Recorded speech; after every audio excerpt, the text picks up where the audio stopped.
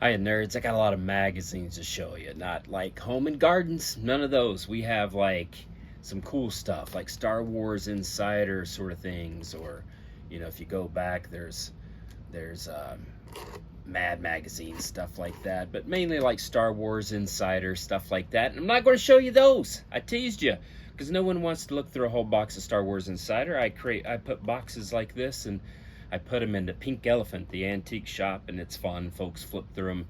Magazines sell like crazy because there's something nostalgic about them, and they're just cool, the topics they come up with. So I like to collect magazines. When you have a ton of comic books, you like to diversify your collection, and so you kind of go into different little angles of the collection. And so I do a lot of magazines. So I don't personally collect like Star Wars Insider or Nintendo Power sort of things, but those old Marvel magazines like the Preview or the Savage Tales #1, the first appearance of Man Thing, that sort of thing. And I bought a collection that was just a gazillion magazines, and so I picked out some of the best, and I'm going to show them to you.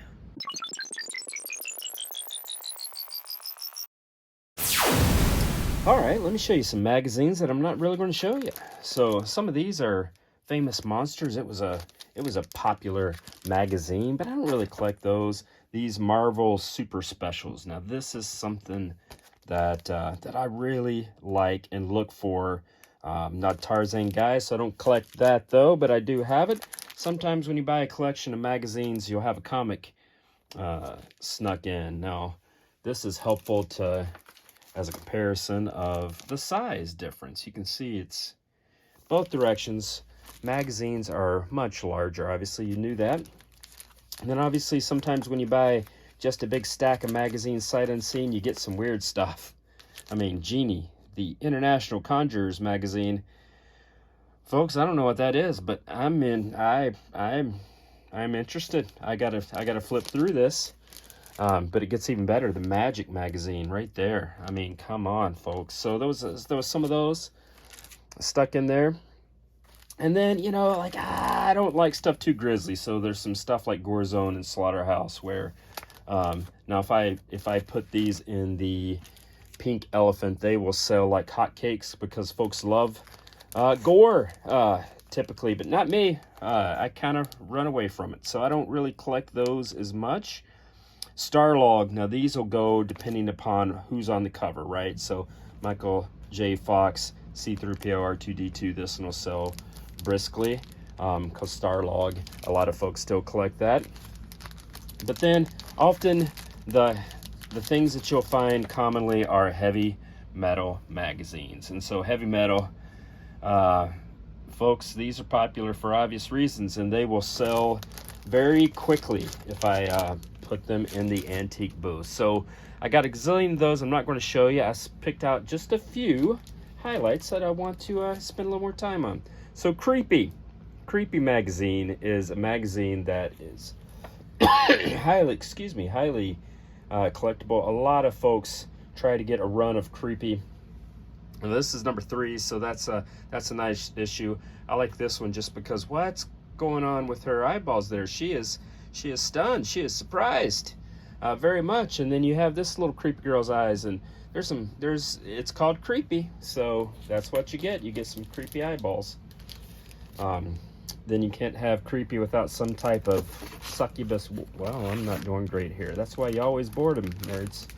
So these came bagged when I bought this collection. This is hot off the presses. I just need to get these into the shop, so I need to show them to you before I do that. And I didn't board them yet. Now, in addition to Creepy, there is Eerie. So Eerie is a Warren magazine. Warren magazines are highly collectible. They're really popular. Folks love their Eerie's and their Creepies, and so those are fun to have. They'll sell really quickly. Again, I'm not super into high horror, so I don't collect the runs of these. I'll just get ones that catch my eyes, individual titles. Now, what I do like is the Marvel magazine group I do have a lot of these, and you'll have the Bizarre Adventures, which again in the 70s, which was when these were super popular. 70s had some incredible genre stuff. I mean, that was just great nerdery coming out of the 70s. So there's this, the Marvel Magazine group, and then Marvel also made Epic Magazine. And so it says the Marvel Magazine of Fantasy and Science Fiction. Now, these Epic magazines are interesting in that so many of the creators that you love from Marvel Comics at that time got their start in Epic. So, for example, this you can read here by Chris Claremont. So, Chris Claremont had a story in Epic magazine, and as you can see, the covers are epic, and the title, I mean, Kuto, this is D&D heavy stuff, and just a brilliant cover there. Richard Corbin, Jim Starlin.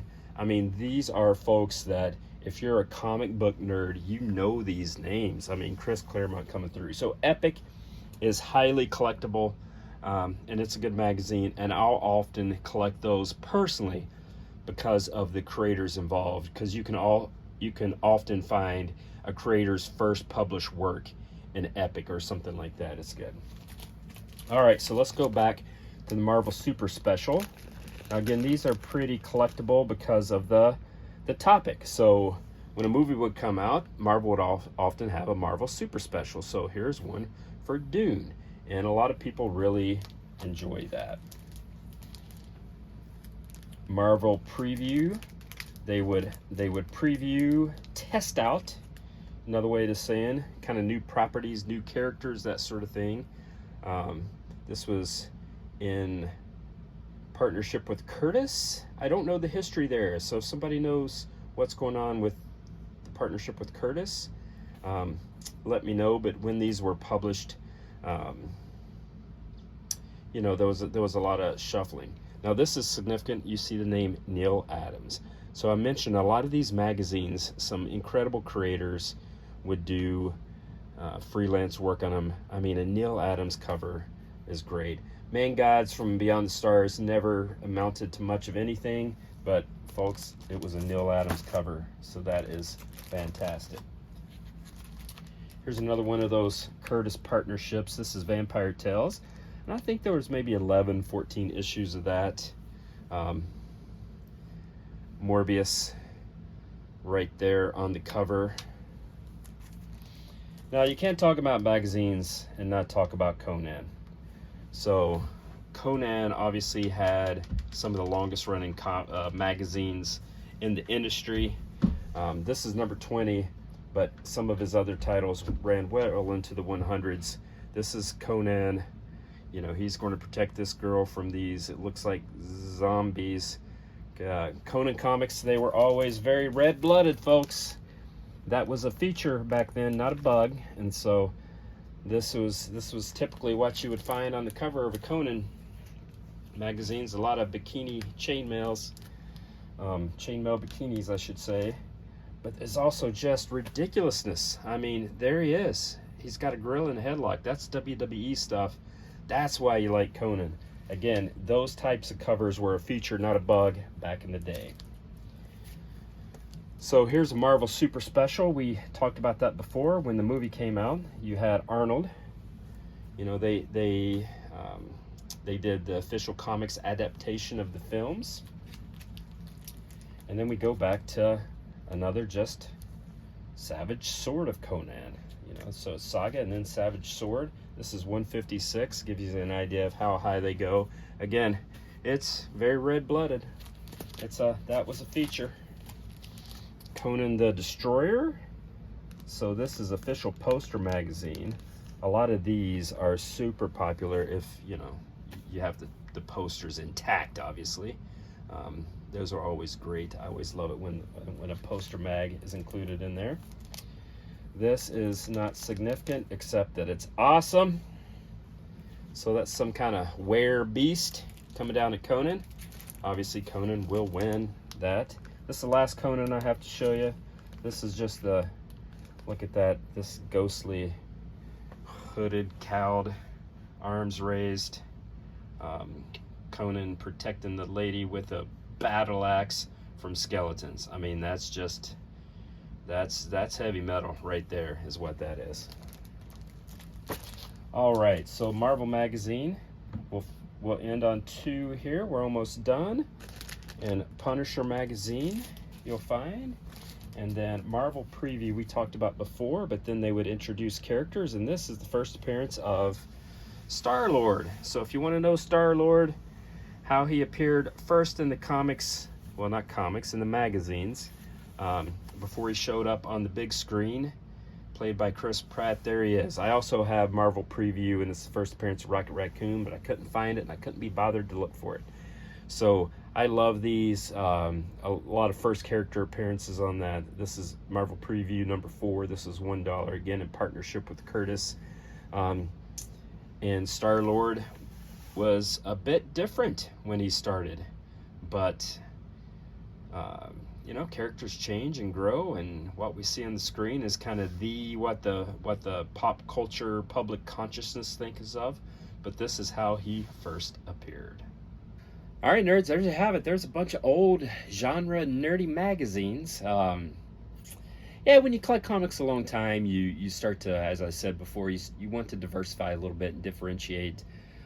And in particular, if there's some character appearances like you'll have with Rocket Raccoon, Star-Lord, that sort of thing. And so they're a lot of fun. They can be super valuable, costly. Savage Tales #1, which is the first appearance of Man-Thing. It'll set you back several hundred to get a copy of that.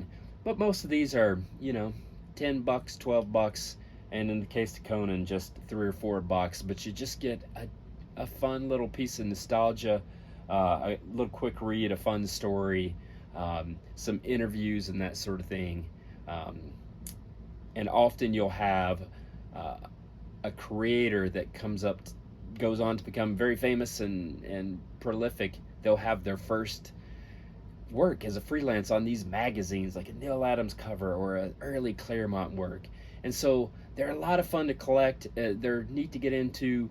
Comics are already hard, you know, to wrap your mind around, and then you add magazines and you're like, whoa, I can't possibly know them all. You can't. And so you just kind of jump in and you find something that you like and you look into it and you just kind of go for it. So hope you enjoyed a little bit of diversion. We'll be back to maybe something more typical that I cover, which is probably a stack of Thor, Iron Man, and Captain America comics.